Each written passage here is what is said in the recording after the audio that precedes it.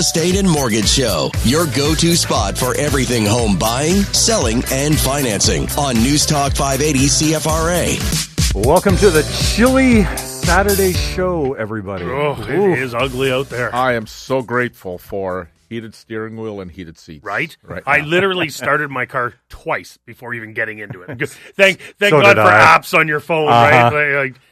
But it's incredible. That is cold. Yeah. On top of that, I mean, a snowstorm apparently potentially tomorrow. Coming tomorrow night. And it's not like the cold goes away.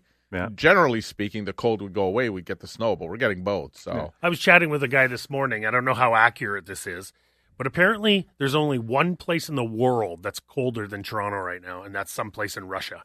Other than that, I mean, Ottawa. Ottawa's colder than Toronto. No, Toronto apparently is supposed to be colder than Ottawa. Oh, wow. So I didn't know this, but apparently there's one place in Russia that's a little bit colder than Toronto. Well, they were, and I was reading the news or watching the news last night, and all over northern U.S. too. They're all in panic mode, and the Home Depots and the Lowe's are all selling out of everything. So it's incredible to watch. There was one year when I was playing hockey in the southern states. I can't remember where I was. I might have been in either Fresno, California, or Birmingham, Alabama. They got a major snowstorm. Like we're talking like less than an inch of snow, and I'm telling you, everything shut down. Schools, work, no one drive on these streets, and I'm like, what are you talking about? There's no snow, but apparently in the states right now, in the southern states like Texas and Florida, apparently it's just freezing right now in some of these southern states. So it's not just us. Imagine spending hard-earned money to go on a vacation to Florida and it's snowing. You're like, that would not be fun. Well, snow, or I've been in Florida where it's 12 degrees during the day. And it's like, it's not horrible here. It's not minus 25. But it's not minus 25. But still there, 12 degrees, they got winter coats on. That's how different it is. A couple of years ago in January, I went to Florida for a conference, and it was actually in Orlando, which is usually quite isolated. But there was snow in the Panhandle, like sort of like Tallahassee and Destin and all that. There was snow there, and we went out to dinner, and I had one sweater, because who brings a sweater to Florida? I had one sweater just getting from the hotel to get to the Uber. It was freezing. And it's the one sweater that you wore on the plane when you left Ottawa, right? Yeah. So, anyways. That's how it goes. Well, not a lot of people looking at houses, I'm thinking, this weekend. I don't know. I mean, if I'm house shopping, I'm probably putting it off to next weekend. Probably, but you'll be surprised. Like I remember at my last conference, my coach made a comment, and he's like, "Well, the market in Canada really shuts down between Jan, Feb, March, and it's really slow because no one goes outside with all the snow and cold and all that." And I was like, I don't know what you're talking about. We brace through this, like we go through this. Wait, Tom lives in Texas, doesn't he? Well, he lives in Dallas and in Southern California, right? So, right. Yeah. I always said to him, I said, you should come visit me in February. Not a chance. But yeah, you're right, Frank. I mean, it'll probably be a little bit more quiet.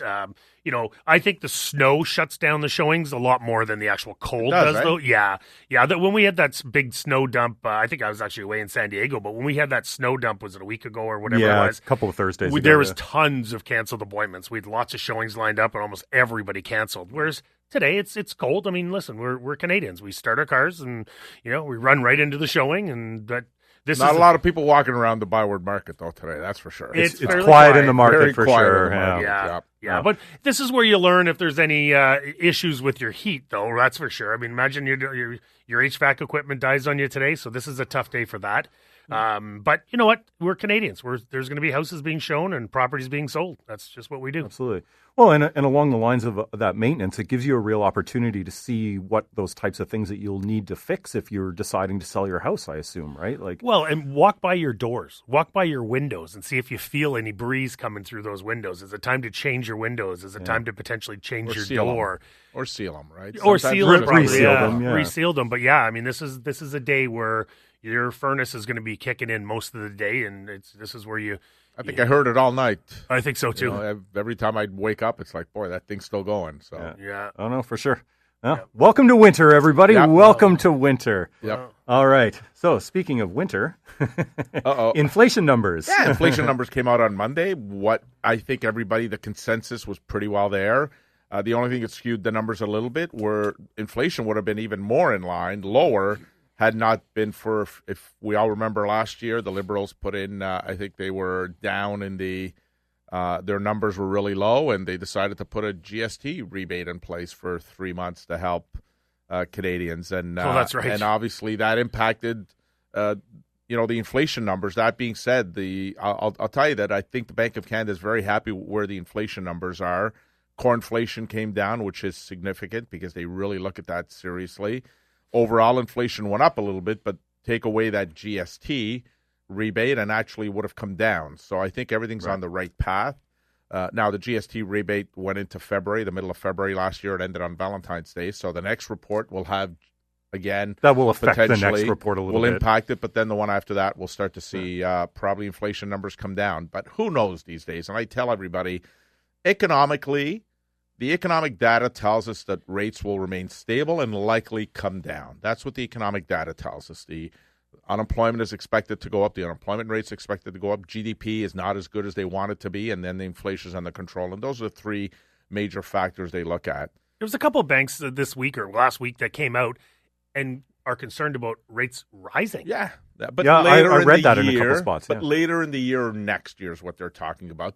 And it's fixed, not variable, right? Like they're talking about the fixed they're talking about prime rate. They're talking about prime, okay, because I saw the fixed is on the bond markets. It'll be interesting because I think the one thing that the wild card I always say is Donald Trump today. Donald Trump is just a wild card because from one day to another, look, today he's saying he's going to put 100% tariffs on Canada if they continue this trade deal with China. So on a daily basis, things can go up and down. And we saw it this week where on Tuesday he threatened tariffs on all the NATO countries, and the stock market plunged. Next day he pulled them back, and the stock market came back up. That's how much of an influence he has on everything that's going on. So, he is the wild card because he can disrupt typical data that would normally impact what happens with interest rates. So economists now are all scratching their heads saying, we think based on the economic data we have, here's what's happening. But that's why you're seeing the rise, because they think that, again, he's the wild card. I will say this, though. Jeremy Powell has 3 more months left on his term. And he's made it very clear. As much as Trump is fighting to get him out. Sooner, but he's got 3 more months. He's made it very clear he's going to put his own person in, whether they're qualified or not. Doesn't really matter to Donald Trump because nobody he's put in these high power positions are qualified to do what they're doing. And the mandate is going to be for Donald Trump to tell him or her what the interest rate should be. So, and we know that he's in favor of lower rates right now.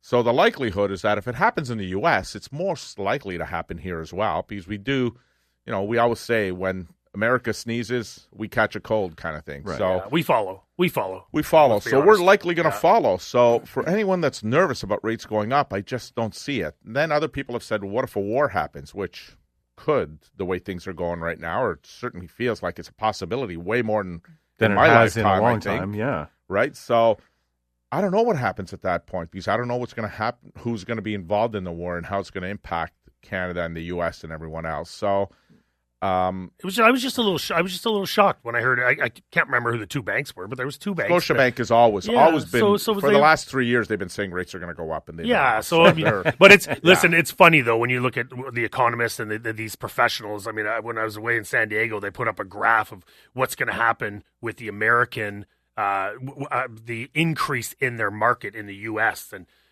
one bank said, it's going to go up 4%. Another bank said it's going to go down 2.5%. So, they're all over the map. So, to hear that 2 banks think the rates will rise is probably, it's irrelevant. But I was a little bit shocked that we're even talking about rates rising, and especially in the type of economy we're in right now. Well, I always caution people to take it with a grain of salt because sometimes the banks are making these predictions based on what happens to them and how much more money they can make by using these, by putting these predictions out. So, I always tell people, I think, let your eyes be the deciding factor. For me, my own eyes, when I go to grocery stores and I read these reports that tell me that food's only gone up 2 or 3%, I don't see it. I see significantly more. Yeah, my bank card tells me something different. Everybody I talk to says the same thing. Americans, I mean, this week, Trump was talking about milk going down 44%. Then actually the statistics show it went down 0.04. So it didn't even go down that much. It stayed flat. But if you say things enough, people start believing it. And I think that's the model that they have. You just continue to say it. It's all about disrupting. It's all about, if somebody's focused on something, let's get their mind off it by starting something else. Well, isn't that news though? Right? That what sells news? What sells papers? But we've never seen it to the degree we're seeing it today. Blatant lies, and people are believing blatant lies. The world's 0.4 to 44 is a very different. Big difference. But that's the American numbers, right? Like how many times do they quote numbers that just aren't accurate? Well, as we've discussed in the past, their job report numbers get revised, air quote. Yeah. But we're not talking revised by 1,000. We're talking by hundreds of thousands. So everybody, we're in a position, I think our real estate market is very, very stable. I've had a number of clients call me this week a little concerned about, if there's going to be that many listings out, is their value going to go down? And I say, if you look at historically in Ottawa, and you could speak to it because you're in the business now for 20 years, we tend to be very conservative. We tend to have little increases here and there and little decreases here and there whenever they happen, and it's rare that the decreases happen. We don't see the COVID times, maybe twice in Ottawa that we've seen, numbers like in COVID. So I tell people to relax. Now, if you're buying a house, if you're selling one and buying another one, I say, well, you shouldn't be concerned about timing the market because whatever's going to happen to you is going to happen to the house you're going to buy anyway. Yeah. So either way. But keep in mind, I know we have to go to break, but our values have only, since 1956, have only gone down like 4 or 5 times, 4 or 5 years. So, yeah, are the 20 and 19 and 22% increases in the average sale price going to happen? No. Absolutely not. That was an anomaly. That's not going to happen again. We're just in a nice, stable Ottawa market again. Hey, folks, have a question? Head over to realestateandmortgageshow.com and submit it there, or feel free to give us a call, 521-TALK, 521-8255. We will be right back. Welcome back to the show, everybody. Just a reminder, if you have a question and you're not able to call in, head over to realestateandmortgageshow.com, submit your question there, and we'll get it on the air as quick as we can. And, of course, Frank and Paul will reply to that, if whatever your question is, as quickly as they can as well. Yeah, absolutely. I mean, sometimes we'll even do it on air right away if it comes in time, and others will have to save to the end. But, Frank, it's funny, I just got a text from one of my agents, and we were talking about how cold it is. The showings aren't going to be on that. And I'm thinking, what about open houses? And I just got a text from one of my agents. It's like, we have 2 open houses this week, right? And I said, what? So we're doing one in Rockland at 325 Dion is the Clement model home for townhomes. So we're doing one at 325 Dion Avenue in Rockland from 1 to 3. And then we're doing another one in Finley Creek, 114 Dunskipper Drive, 2 to 4 on Sunday. So we are doing a couple open houses, which is crazy in this weather. But, hey, as long as the furnace is working, we're all good. Absolutely. I would have kept that home because I like the street name. Dunskipper. What a great name. Dunskipper, yeah. That's a cool name to be living on. So. It's a lovely home, too. So if you want to go see a really nice home this weekend. Yeah, of course. Yeah. No. You've been in all of them probably, right? I have been in all of them. Yeah. Well, definitely all the ones we have open houses for. I've been in all of them for sure. Yeah. But, you shoot every one of our homes. So you have been in every one of them, yeah. All of them, yeah. People, every time I mention this, people do comment on it afterwards. You've shot how many homes, do you think? Over 40,000 at this point. Yeah, I sort of stopped counting. You should keep counting, man, because that's insane. How many homes in Ottawa? Oh. You ever figure out how many homes in Ottawa? It's a great question. Well, there's 1 million people, so how many homes do you think it would be? I don't know, but you've probably shot majority of... Yeah. Well, you probably recognize almost every street name anyways. When someone's like, we just listed a house on 123 ABC Street. You're like, I know that street. That's always when the agents are asking, can you go to this house at a certain time? I don't even have to map it. I know where it is already, so I can understand where I'm at. But you should write a book on some of the things you've seen, man. I can't. Just imagine. I can't. We couldn't publish it, Paul. We couldn't publish it. Well, there's times where we have tenanted properties, and you send the pictures back, and I'm like, Greg, did you really take that picture? And I'm like, but hey, it's tenanted. You got to take it. But it's, some of our pictures tell a really good story. That's for sure. Or if I don't take them, I get an email from you in the morning going, where are the photos for this property? Yeah. And then I send you the ones I took on my phone, and you go, okay, perfect. Perfect. I'm glad you didn't take any more. Perfect. Yeah. Oh, and that's part of the trick, right? You want properties, open houses, whatever, photography, you want them to show the best of the best. Like the worst part is I still see realtors taking pics with their iPhone. And listen, nothing against iPhones because they're really well advanced, but I feel like I'm decent with the camera, but I take a picture in a room, I'm like, that room looks terrible. You have to know what you're doing, but to still in this day and age not be using professional photography is so weird.